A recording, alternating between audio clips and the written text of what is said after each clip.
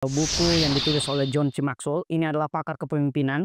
Dia menulis buku The Five Level of Leadership atau 5 level kepemimpinan.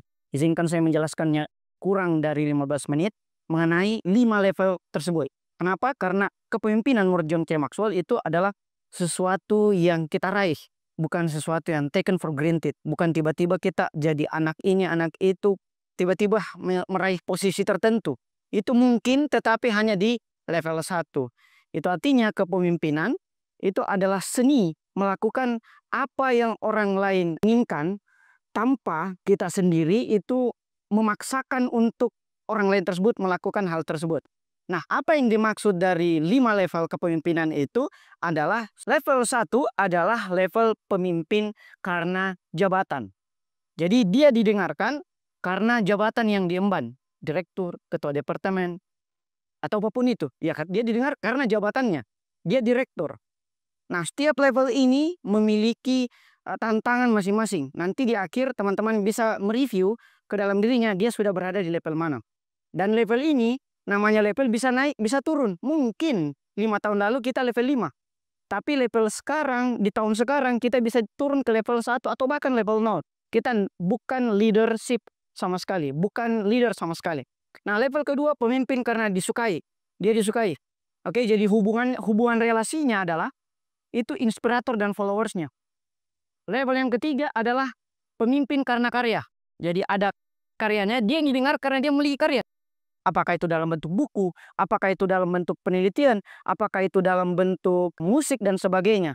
Dan relasi kuasa antara kreator adalah tentunya dengan audiensnya. Level yang keempat adalah pemimpin karena SDM, yaitu dia mengkader sehingga dia memiliki kader kalau dalam bahasa organisasi. Dan level yang kelima adalah pemimpin karena legacy atau yang kemudian kita sebut sebagai legator dengan sistem sosial yang diciptakan.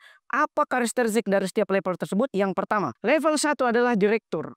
Nah, direktur ini dia diikuti karena sebuah keharusan, karena jabatan yang melekat dalam dirinya. Misalnya saya kasih contoh tadi, direktur, manajer, divisi, ketua departemen, dan sebagainya.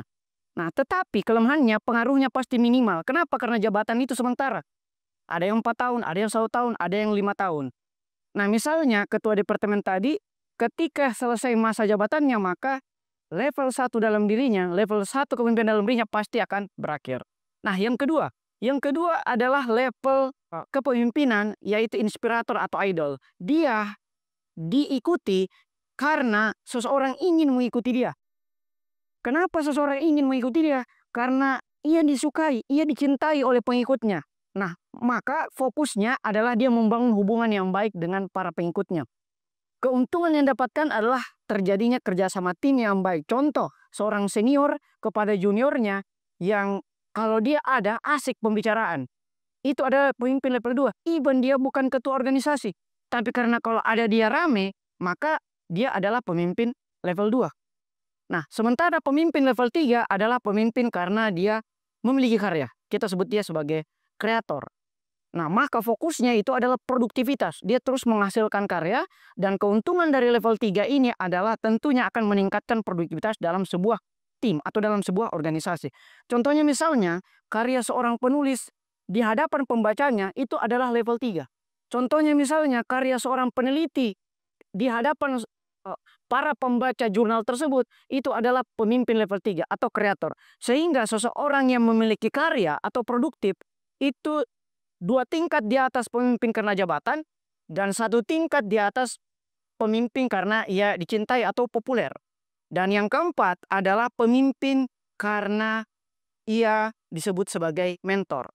Apa objek yang dipimpin? Apa materi? Materinya adalah pengembangan SDM. Ketika dia melakukan pembinaan, mentoring, pemberdayaan, keuntungannya dia akan menciptakan pengikut yang loyal. Kenapa? Karena dia membentuk sebuah organisasi.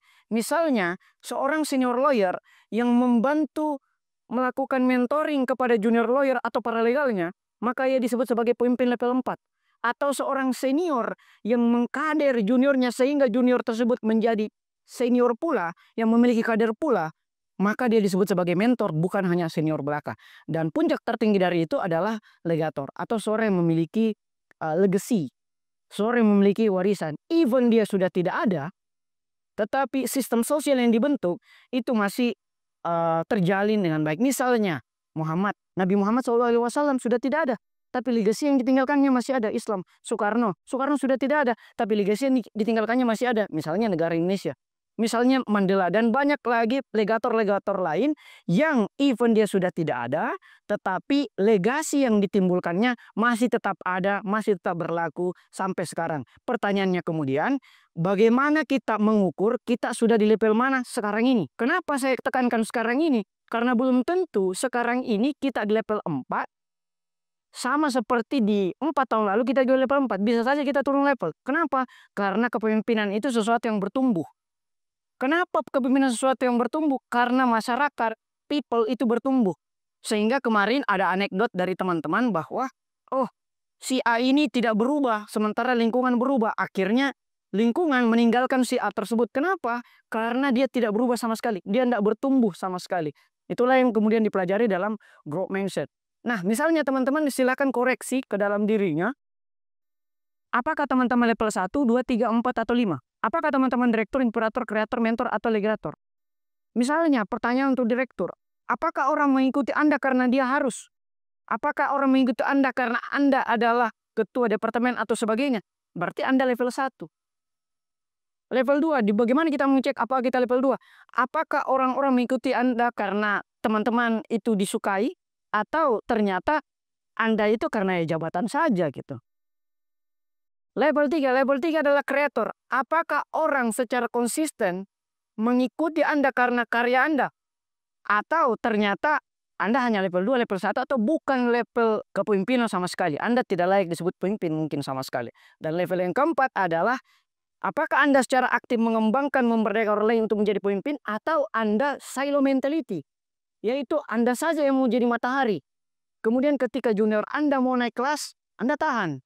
Saya ingat sekali dulu bahasa senior namanya Irfan Idam, terjadi fiksasi dalam organisasi ketika senior itu stuck di satu tangga. Dan ketika juniornya itu bertumbuh, hanya 2 hal yang bisa dilakukan.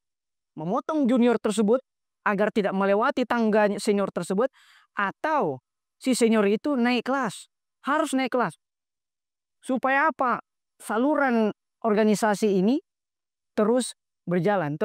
Dan level yang terakhir bisa teman-teman cek adalah apakah Anda telah memiliki legacy, yaitu ketika Anda sudah tidak ada, tetapi sistem sosial yang Anda dirikan, yang Anda ciptakan itu masih berjalan atau justru bergantung pada Anda. Berarti Anda mungkin masih level 4 atau bahkan level 1.